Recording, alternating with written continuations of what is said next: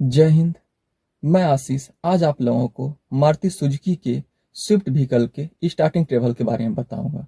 हमारी गाड़ी आज चलते चलते बंद हो गई। अगर हम उसे सेल्फ कर रहे हैं तो सेल्फ तो ले रही है मगर गाड़ी स्टार्ट नहीं हो रही है। अगर आपके गाड़ी में भी ऐसी कुछ प्रॉब्लम है तो इस वीडियो में हमारे साथ लास्ट तक बने रहें।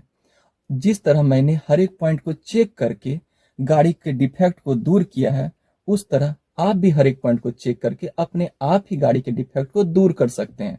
वीडियो को स्किप ना करें। स्किप करने पर यह हो सकता है कि कुछ पॉइंट्स आपसे मिस हो जाएं और आपकी गाड़ी रिपेयर ना हो पाए।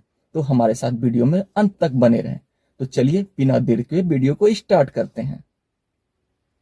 तो चलिए गाड़ी में की को लगाया जाए और गाड़ी को स्टार्ट किया जाए।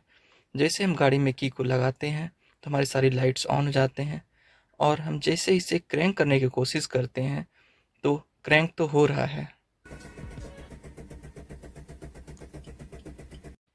सेल्फ्स काम कर रही है मगर गाड़ी स्टार्ट नहीं हो रही है। तो चलिए अब हम इसको पार्ट टू पार्ट गाड़ी को चेक करते हैं कि आखिर ये कहाँ से प्रॉब्लम हो सकती है। हम आ गए हैं बोनेट कवर को खोल के इंजन कंपार्टमेंट के अंदर। इंजन कंपार्टमेंट में सबसे पहले हम इसके फ्यूल के कनेक्शन को चेक करेंगे। उसके अंदर हम यह देखेंगे कि इसके अंदर फ्यूल का सप्लाई हो रहा है या नहीं हो रहा है। तो हम फ्यूल के रिटर्निंग पाइपलाइन को खोलते हैं और इग्निशन की को ऑन करते हैं। तो थोड़ी देर के लिए फ्यूल आना चाहिए। इग्निशन की ऑन करना। देखिए इग्निशन की ऑन करने के बाद भी इसके अंदर फ्यूल नहीं आ रहा है। इसका मतलब कहीं ना कहीं पंप के अंदर करंट नहीं पहुंच रहा है। तो अब हम आगे इसके चेकिंग प्रोसीजर को देखेंगे। फ्यूल के रिटर्निंग पाइपलाइन को फिर से कनेक्ट कर देते हैं और अब हम इसके फ्यूज और रिले को चेक करने वाले हैं। अब हम फ्यूल एंड रिले बॉक्स के ऊपर के कवर को ओपन करते हैं। इसमें आप देख सकते हैं कि यह जो है यह एक मेन रिले है। ज़्यादातर प्रॉब्लम मेन रिले के कारण भी आता है।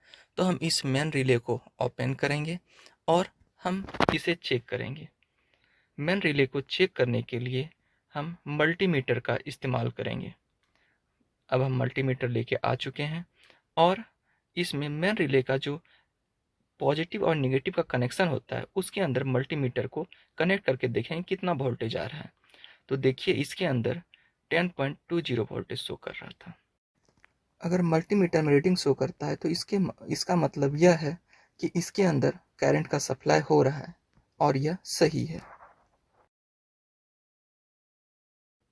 अब हम मेन रिले को फिर से रिले बॉक्स के अंदर कनेक्ट कर देंगे और हम अब फ्यूल पंप रिले को चेक करेंगे।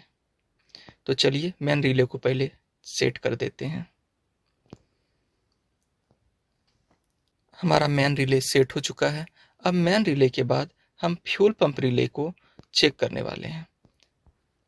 ये जो आप 4th नंबर रिले देख रहे हैं यह फ्यूल पंप रिले है। अब हम फ्यूल पंप रिले को बाहर निकाल रहे हैं। बाहर निकालने के बाद हम मल्टीमीटर से इसके भी कनेक्शन को चेक करने वाले हैं। तो मल्टीमीटर के निगेटिव को मेन रिले के निगेटिव के साथ और पॉजिटिव को पॉजिटिव के साथ कनेक्ट करके मल्टीमीटर की रीडिंग को देखेंगे। काफ़ी देर से सेल्फ लेने के कारण इसकी कुछ बैटरी भी डेड हो चुकी है, जिसके कारण यह वोल्टेज कम शो कर रहा है। अगर वोल्टेज शो कर रहा है इसका मतलब यहाँ तक कनेक्शन सही है।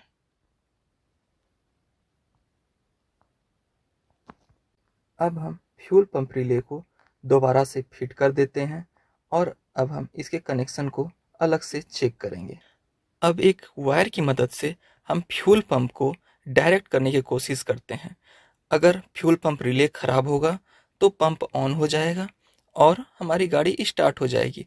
तो हम एक वायर को लेते हैं, उसका एक छोर बैटरी के पॉजिटिव के साथ और रिले के पॉजिटिव के साथ डायरेक्ट कनेक्ट करते हैं और हम यह चेक करते हैं कि हमारा पंप ऑन हो रहा है या नहीं हो रहा है। लेकिन इस केस में भी हमारी गाड़ी में पंप ऑन नहीं हो रहा है। तो हम इसके बाद इसके आगे के वायरिंग को चेक करेंगे जो कि पंप के पास है। हम गाड़ी के सीट को ओपन करके पंप के पास पहुंच चुके हैं। अब हम यहां से पंप के कनेक्शन को बाहर निकालने वाले हैं। पंप के कनेक्शन को बाहर निकालकर हम चेक करेंगे कि यहाँ करंट पहुँच रही है या नहीं पहुँच रही है। आप देख सकते हैं इसके अंदर 4 केबल होते हैं, एक पॉजिटिव का, एक निगेटिव का पंप का, और 2 होते हैं फ्यूल सेंडिंग यूनिट्स के। इसे पहचानना काफ़ी आसान है। जो 2 पतले पतले वायर्स होते हैं वो फ्यूल सेंडिंग यूनिट्स के होते हैं, और 2 जो मोटे वायर्स होते हैं वो फ्यूल पंप के वायर्स होते हैं।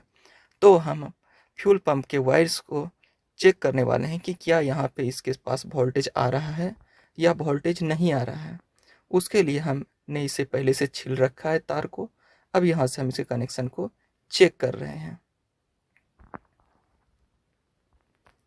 आप देख पा रहे होंगे कि इसके अंदर मल्टीमीटर में रीडिंग शो कर रही है। बैटरी डेड होने के कारण थोड़ी कम वोल्टेज शो कर रही है, लेकिन करंट यहाँ तक पहुँच रहा है। यहाँ तक इसका कनेक्शन सही है। अब हम इसके कपलर को रिमूव करने वाले हैं।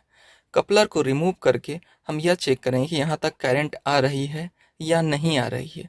कभी कभी होता है कि इसके कपलर का जो कनेक्शन होता है वह लूज हो जाता है, जिस कारण से पंप के अंदर करंट फ्लो नहीं हो पाता है। तो सबसे पहले हम इसके कपलर को पेट्रोल से क्लीन करने वाले हैं। पेट्रोल से क्लीन करके हम एक बार चेक करेंगे क्या इसके अंदर करंट आ रही है या नहीं आ रही है। तो चलिए सबसे पहले हम इसे पेट्रोल से क्लीन करते हैं।